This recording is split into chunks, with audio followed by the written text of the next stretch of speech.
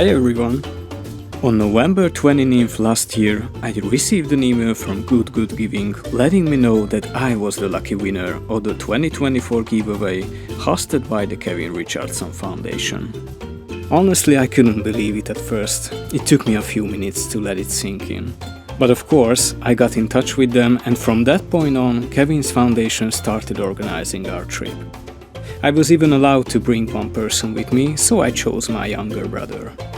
The prize was an incredible 10-day trip to South Africa, including 2 nights at the Kevin Richardson Wildlife Sanctuary in Emis Camp, 3 nights at Kruger National Park in a luxury 5-star safari lodge, the Rhino Post Lodge, and another 3 nights in Cape Town in the President Hotel Bantry Bay. In this 3-part travel series, I'll be sharing everything we experienced. Come along with me.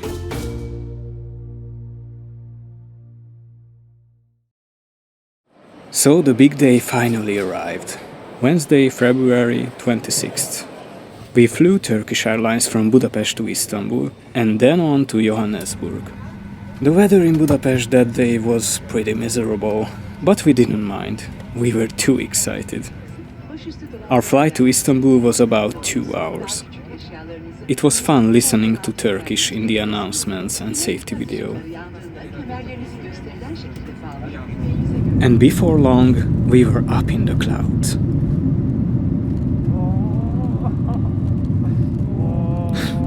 Yeah, it had been a while since we last flew. We had a tasty meal on board. And the time passed so quickly that we were landing before we knew it.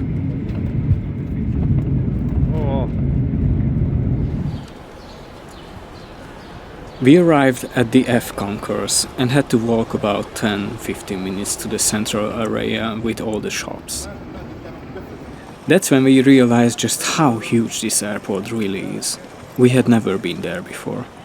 Unfortunately, we already knew we had a long layover ahead of us, 8 whole hours, since our flight to Johannesburg wasn't until 1:55 a.m. And when we saw our flight appear at the very bottom of the departure screens, it was a bit discouraging. So we walked around for a while, then looked for a place to rest. But finally the time arrived and we boarded our flight to Johannesburg. Even though we weren't sitting at the window, thanks to the cameras, we could still watch as the plane lifted off the ground.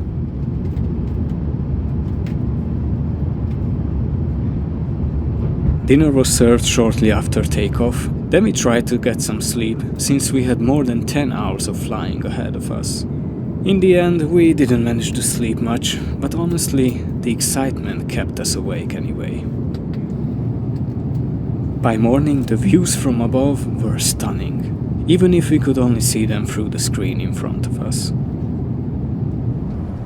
And just after 11:30 a.m., we touched down in Johannesburg.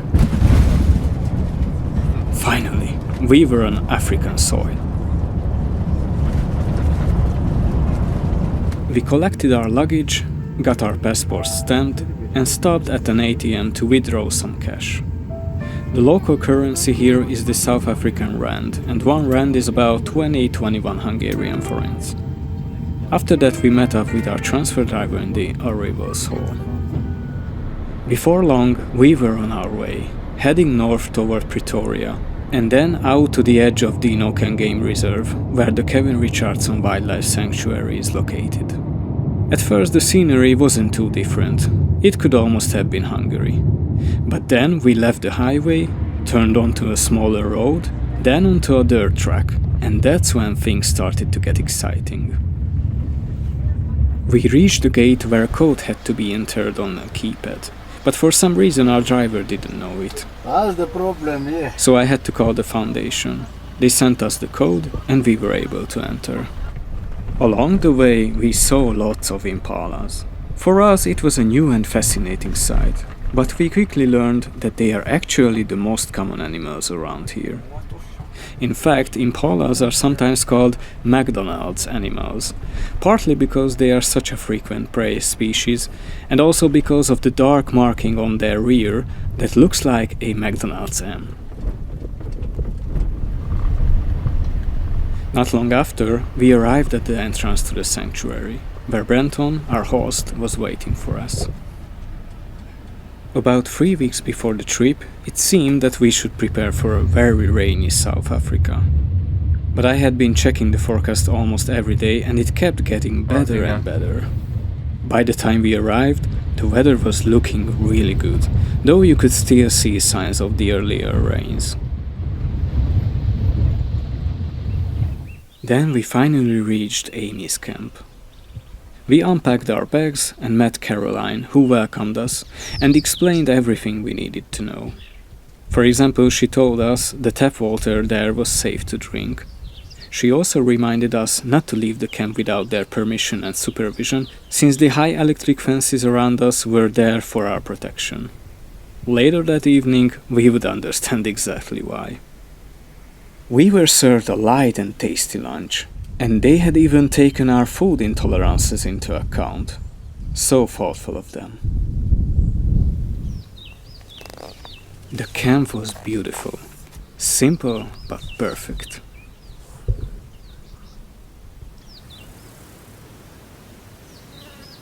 I made a separate video of the camp's ambience. You can find it in the description. That afternoon's plan was to drive over to the sanctuary to see some of the residents we already knew from Kevin's videos. It's just a 3-minute ride in the jeep from the camp. If you need a bathroom, just shout. The bathroom is in here. We're just gonna start here. We parked near the visitor center, and first we went to see the brothers George and Yame. Brenton gave us lots of background information about all the animals and the important work the foundation does. I won't repeat everything here. If you have followed Kevin's work, you probably already know much of it. George and Yame didn't stay quiet for long. They soon made their voices heard.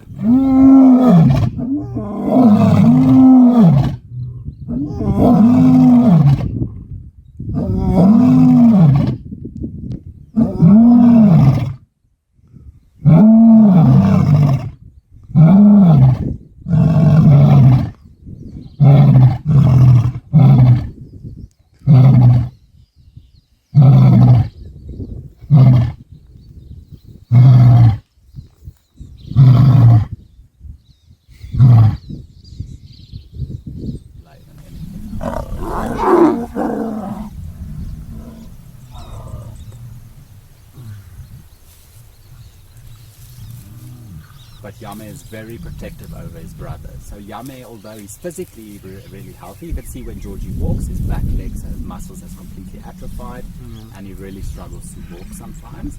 Yame struggled more with the psychological damage. So he actually suffered a lot of post-traumatic stress, and he had a very, very bad aggression issues when he came in. Next, we visited Thor's bride.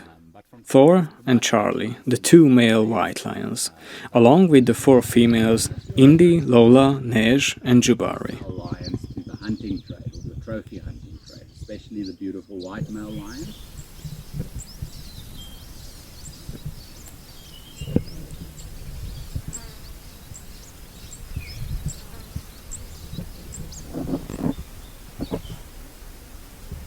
Charlie. Charlie. Yeah, mister.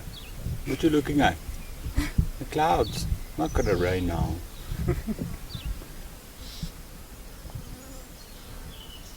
Across from them were Meg and the girls, who weren't about to let us ignore them either.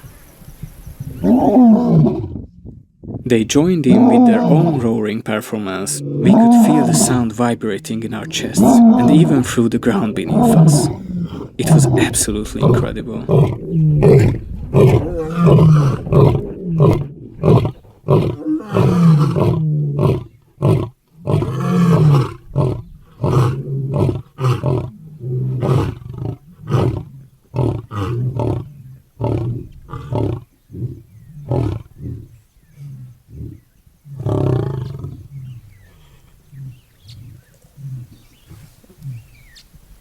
That was really nice. It was a bit of a lazy one. You could have got up. Yeah. Oh, look. Oh. Ask for it. We then went on to see Bobcat, the handsome boy of the sanctuary, and his sister Gabby, the tire slayer. Leopards and cheetah are the best. Though this time Gabby decided not to grace us with her presence and stayed lying far away in the grass. For very big prey, and they're quite. Their tongues are very rough. It's like sandpaper. So it's an excellent grooming tool. They have little like hairs or fimbriae or papilla on their tongue. That makes it very rough. It's actually a meat tenderizer, so they can literally lick the flesh from the bone. Apparently, if they lick you continuously, you will start to bleed. Yeah. After that, we visited the bachelor hyena clan. Hello. Hi. Well, they weren't quite interested in us. It's a week. It's healthy for them to not get food every single day. It's not natural for predators to get food every day. Normally they don't hunt every day, and fasting is very healthy for them. And then went on to meet the two beautiful black leopards, Duke and Khan.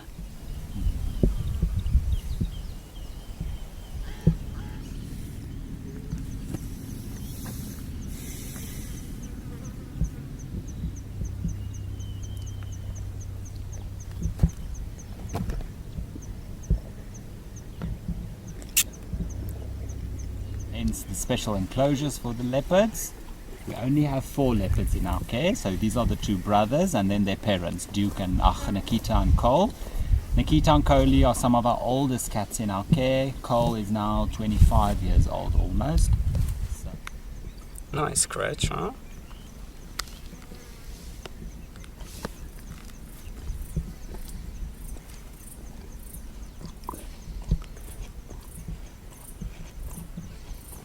Shower time.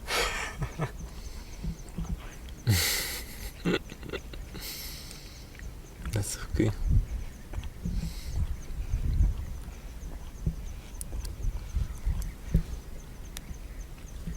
By now the sun was starting to set, so we headed back to the camp. Brenton explained that they prefer not to stay in the sanctuary after dark, since the animals are more active then, and they don't want to disturb them. Back at camp, we sat by the pool, just enjoying the sights, the sounds, and the fresh natural scents around us.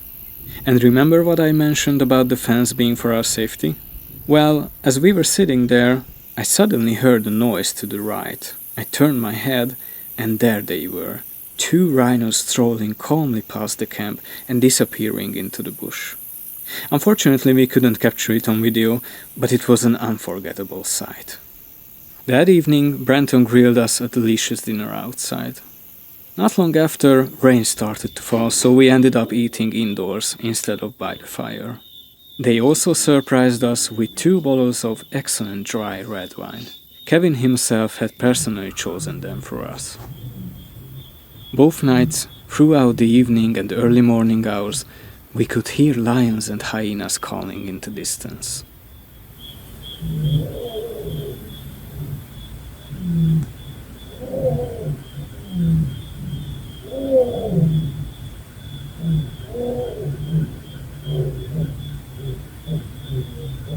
We listened to them for a while longer, then headed to bed, because the next day promised an exciting new adventure and we had to wake up early in the morning.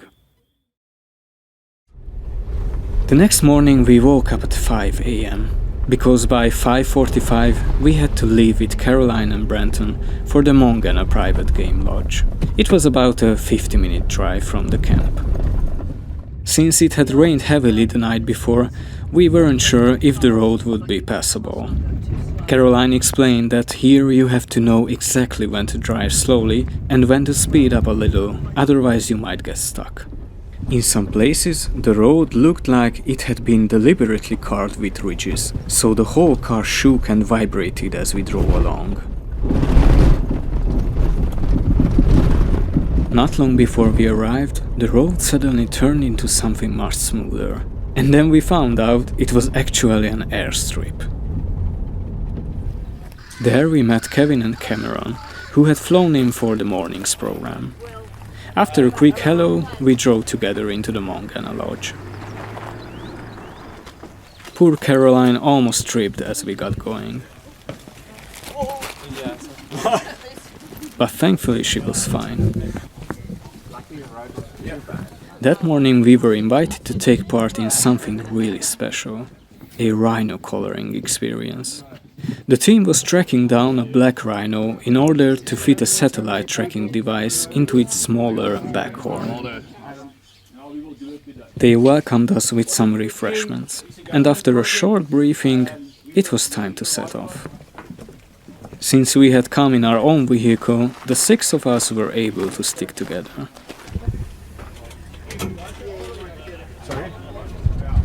Kevin told us that at the beginning of this kind of mission, there's usually a lot of waiting around while the team locates the animal.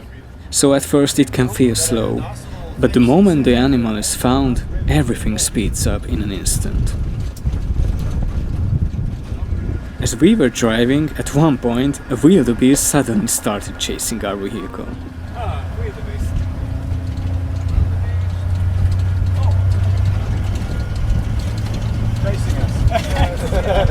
But we were faster. Hey, wait for me! Yeah. You got him. Hey, hold up! I hailed the Uber. Hey, oh, The helicopter was already in the air, searching for the rhino.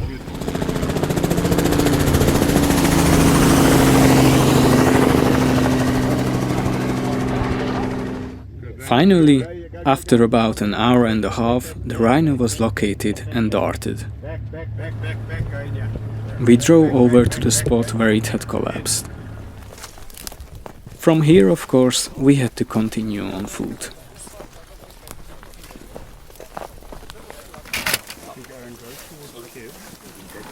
And after some minutes of walk, there it was. What a breathtaking sight. To see such a majestic animal up close was unbelievable. It was lying on its side, so before the procedure, we had to help roll it over onto its stomach. The weight was incredible, but with everyone's effort, we managed it.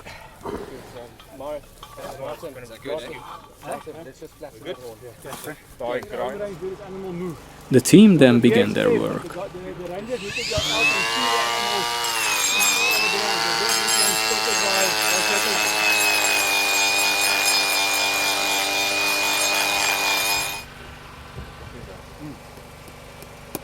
They trimmed part of the horn to insert and secure the tracking device. who's going to buy it?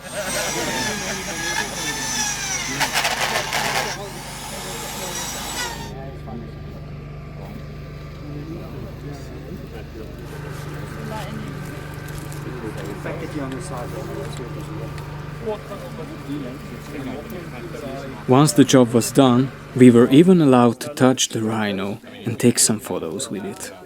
The sensation was so unique, rough and solid, yet somehow with a soft edge. You could really feel its sheer mass. Caroline reminded us to disinfect our hands afterward, before touching our faces, since it can carry pathogens. And then came a complete surprise. It hadn't been planned in advance, but Kevin turned to me and asked if we'd like to fly back to the lodge in the helicopter instead of the jeep.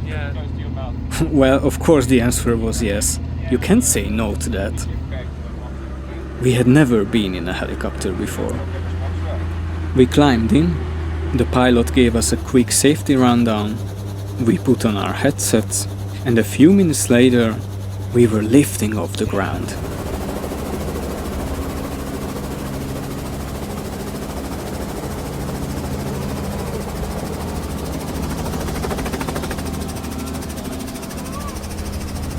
And here, trust me, you really appreciate your seatbelt, since the helicopter was open on the sides. We circled around for a while, waiting until the rhino woke up. And soon enough, it got back on its feet, looking a little dazed and confused, but standing again. Poor thing.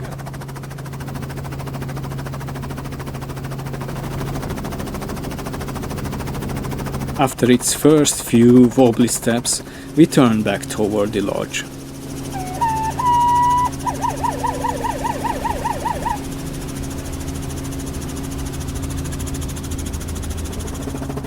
On the way, we saw water bucks,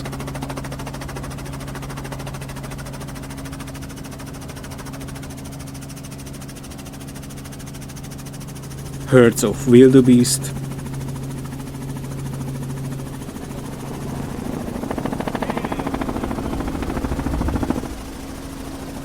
impalas, and lots of birds.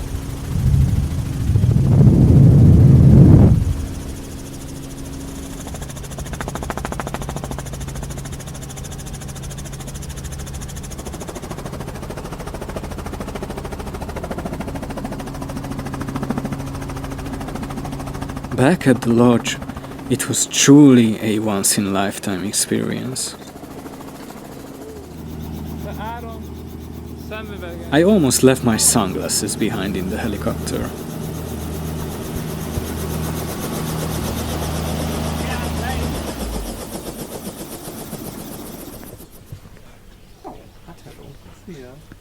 We went inside the lounge and chatted with the pilot while waiting for the others to return. When our group came back, we all headed to the restaurant together and enjoyed a tasty brunch. At the end, we even took a photo. After the meal, we drove Kevin and Cameron back to the plane. A-R-O-N, eh? Yeah. Before saying goodbye, I asked Kevin if he would sign the book of his that I had brought along. It's also nice to see you guys coming out here and how you appreciate it and how it affects you, because everyone has a different Impact reaction. Exactly. Yeah. Well, you know, you don't... There we go. I'm glad to see it's even got a cover. Eh? Wow. Yeah, look at that, because eh? it's It's going to be quite worth one something of- one day. Yeah. I don't know. It's good to, you know, I think what we don't realize is the impact that we have on people around the world. You know, we do our thing and it's our job. You know, And it's a beautiful job. it is a beautiful job. I mean, I'm not going to lie. It's got its highs and lows, as you know, but it's in general, it's not a job.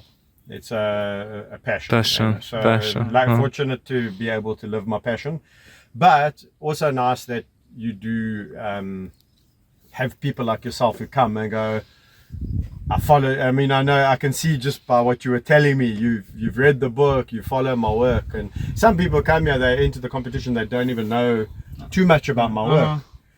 They learn about it when they come, but it's not really why they entered the competition, you know. So for me, for a prize winner who wins the prize that really has been invested is awesome. And I'm happy to have met you, and I'm glad you had the experience. I think it's an awesome experience. So it'll be with you for life. So Thank you. so well done. Then it was time for our little gift package. Look at me. Joe, it's heavy. What It's rhino horn. I had drawn a portrait of Kevin with Amy, Mac's sister, who sadly passed away 5 years ago. You drew that. Holy moly. Do you like it? I do, Amy. It's amazing. You're a skilled man. Hey, Serious you. drawing. Well, Turn it that's- towards you. I wanted to draw this for you 5 years ago when Amy passed, Passed but unfortunately the circumstances were not like that. great. Very cool. Eh? So, Did you know? No. So I took the chance now. Beautiful. Hey, And I it forgot. takes a lot for me to be speechless, eh? Yeah. But I'm speechless. We also gave him a postcard of the lion statue at Cambridge in Budapest. Postcard and a magnet From Hungary. With a lion. A fridge magnet with a night view of the capital. I'll sign you next Yeah, one. it's beautiful. Budapest Yeah, is pretty, that's the Danube So River that's and when the it's lit, Parliament. it's up at night. Yeah. This is before I fly. This is And a bottle of Palinka, an authentic Hungarian alcoholic beverage 50%. made of plum, aged in oak barrels. Yeah, do not drink before flying. Apparently. Should we try? And I had written him a personal letter as well. Thank you very much. You're I welcome. appreciate that. I hope you had fun. And all the best for Cape Town and Kruger and I hope you see lion. And leopard. Yeah. Yeah, But I've and- already seen lions. So the lions I know. I already seen them. You can see lions in their natural habitat. Yeah. It will be cool. Afterwards, we headed back with Brenton to Amy's camp, while Kevin and Cameron flew on. Bye. Bye guys. Hello.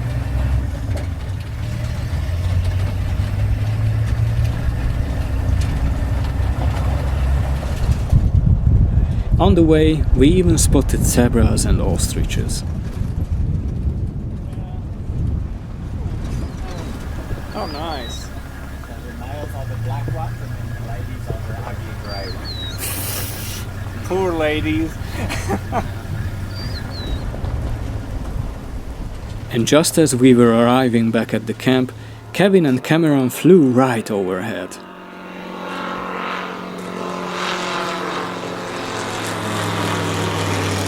He even tilted the plane slightly as a little wave goodbye. Ez jó volt. That afternoon, we relaxed outside and tried out the pool. We found a frog that couldn't quite manage to climb out, so I gently picked it up to help.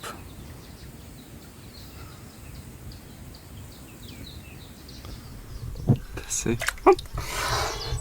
Szonya, hagyjál békén, hogy mondjam. Jó van, segítünk neki.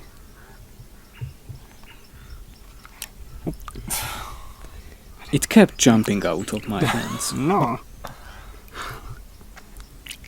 Na! Nem akarlak bántani. Okay. But finally I managed to place it safely on the edge. Okay. Now you are fine, yeah?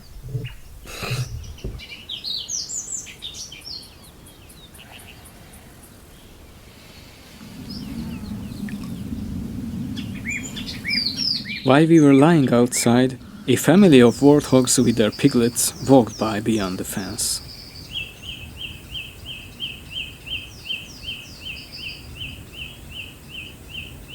Unfortunately, they weren't too clear on video, but it was wonderful to see them. I even tried playing some warthog calls on my phone to lure them closer, but no luck. They wandered off. Later in the afternoon, we headed back into the sanctuary one more time to meet the residents we hadn't yet seen. First, we visited Cole and Nikita, the other two black leopards. Cats will be cats, they're definitely their own bosses, but the leopards are very good. If you call them, they normally come. Then we met Gina's hyena clan, who were very curious, sniffing around constantly. I knew you were in there, Miss Gina. So this is Gina, the matriarch. Yeah, most of their senses are quite heightened, but their sense of smell, they really love smelling people. Mhm. Yeah, trying to smell you. Hello.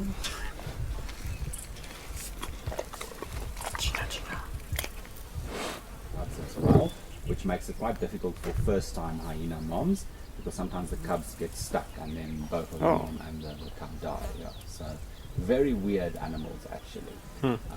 But the females dominate the boys on every single level. They are really the queens. After that, we went to see Wayatsi and Ginny. Fú.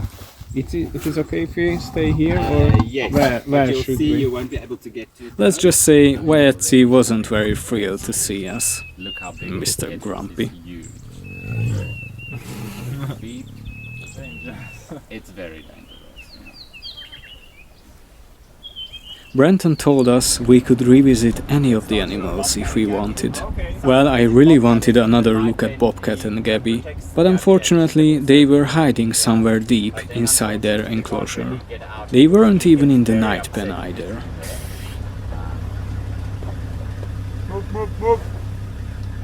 Doesn't seem like he's in there. Thor Sprite, however, was right by the fence, so we went to admire them one last time.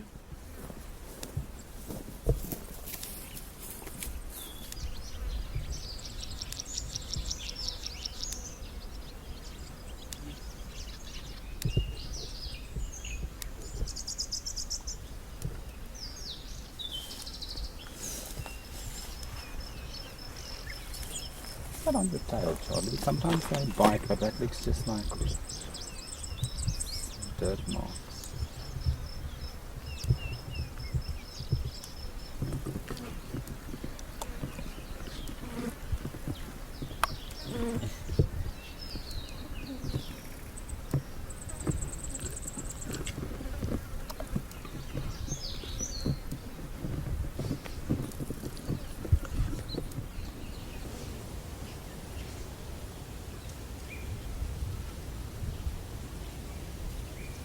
Before leaving, we browsed the gift shop. We each bought a shirt and a cap, and Brenton also told us that Caroline wanted to send a scarf to our mother, so we picked one out for her. Such a kind gesture. We took a group photo with Brenton, then headed back to camp, saying goodbye to the sanctuary along the way.